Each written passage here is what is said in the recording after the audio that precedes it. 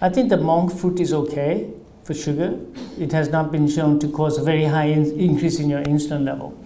And as far as the first part was about the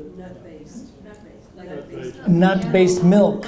Yeah, I mean, I get asked that a lot. And look, the way I look at it is, how many generations ago was that I said?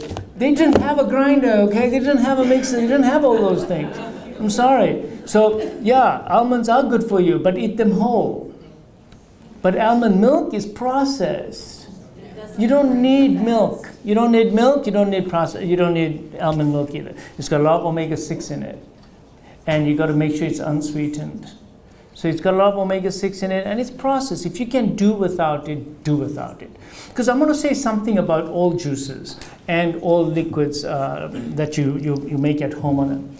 When you eat a nut or any vegetable, already it's getting digested in your mouth. The mastication process is detected by your brain.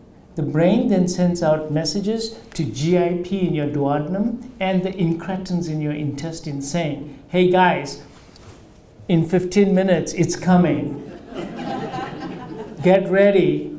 And the levels start going up automatically. The body is superbly intelligent. Now what happens is you go and instead you didn't do all that and you just drank the milk.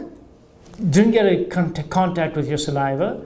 It went in as a job lot into your stomach and then poured itself through the pylorus into the duodenum, and GIP went shut up and your insulin levels shot up. So if you measure the insulin response after drinking that versus actually eating the same number of nuts, and I tell you, you cannot eat that many nuts,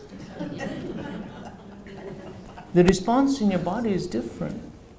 Go back to nature. You don't need it. The advertisements look great. The box looks great too.